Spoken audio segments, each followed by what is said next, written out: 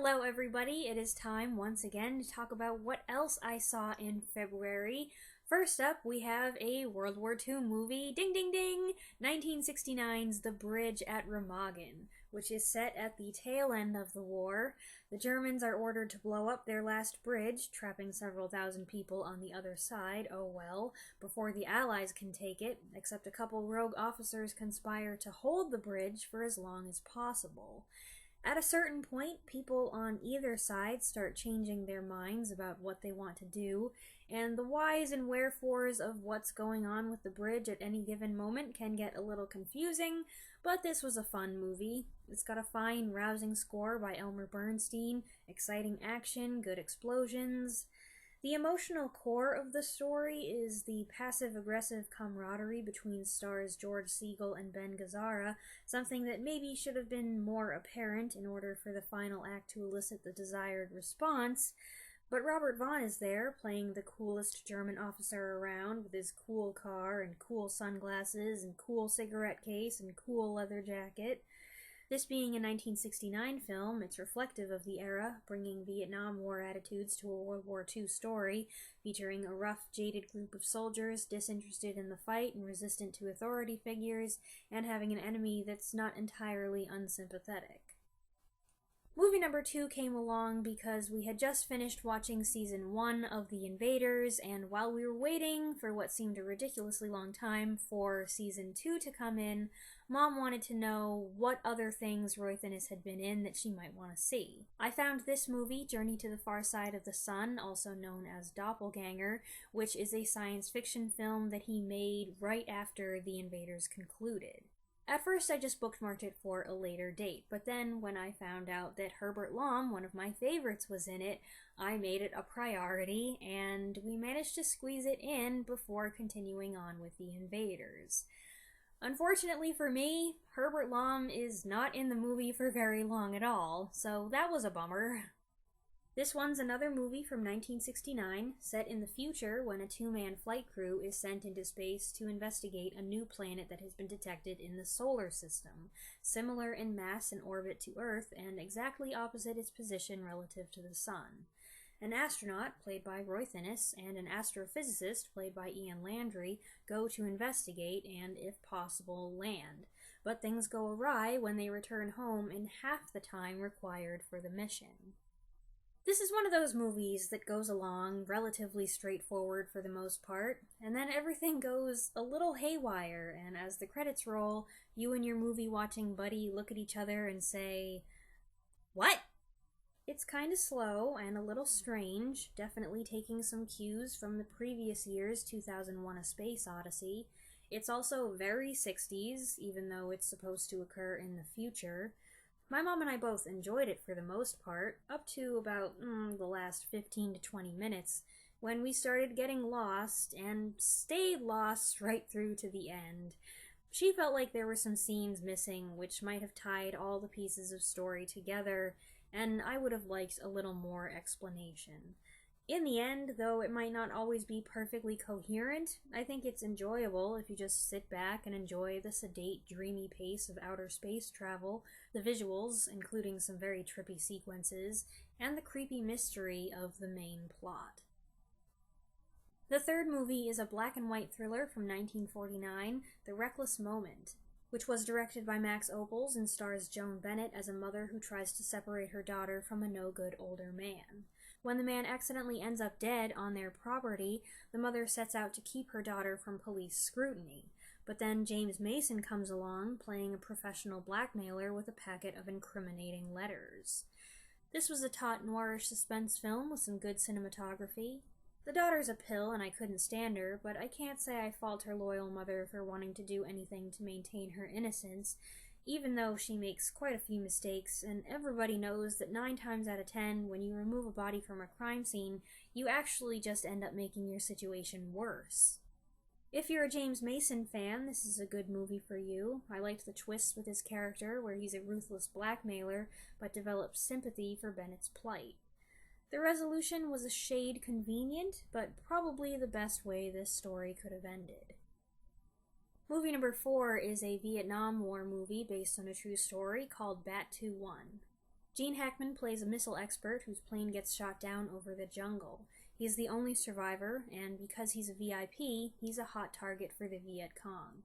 He makes radio contact with a rescue pilot, played by Danny Glover, who makes it his mission to get him out before the entire area is carpet-bombed. The movie is R-rated, but mostly for language. The violence, comparatively speaking, isn't that graphic.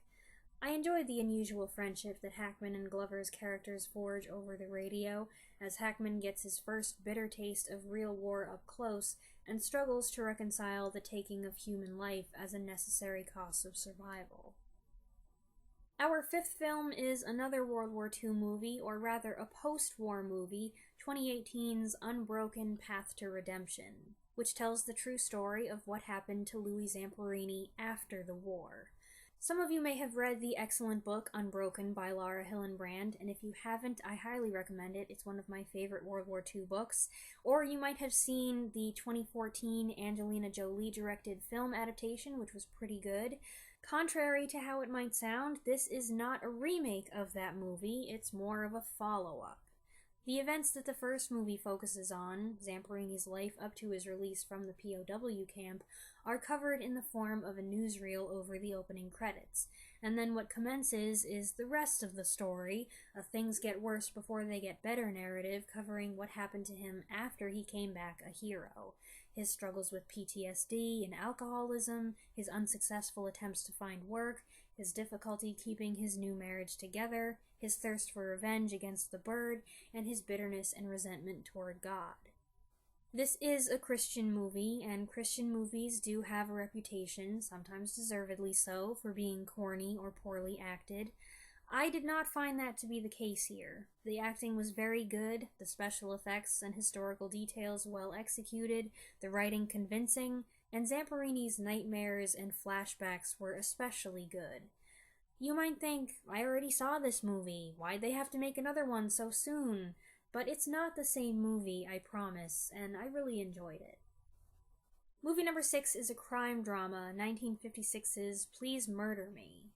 Okay, in full disclosure, I've been tempted to leave this one off the list because I slept through a lot of it. It was really too late to be starting a movie that night.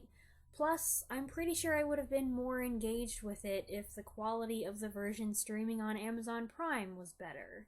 What they've got seems like a recording of someone else's bootleg. It's rough. Anyway, Raymond Burr plays a lawyer, so this is Perry Mason if Perry Mason made the mistake of getting involved with his best friend's wife, played by Angela Lansbury, and his best friend ended up dead, and Mason managed to get her off of a murder charge, and then she told him after the fact that she did do it, and then she moved on to some other guy, and Mason became determined to put her behind bars where she belongs. It's an interesting premise. I can tell you that I thought Lansbury was pretty in this, though a surprising candidate for a femme fatale, and they seem to take a page or two from Double Indemnity, but aside from that, my critical thoughts are really too fuzzy to be worth sharing, so I'll just leave it there. Movie number 7 is the 5th Jurassic Park movie, which came out last year, Jurassic World Fallen Kingdom. This was okay. It could have been worse.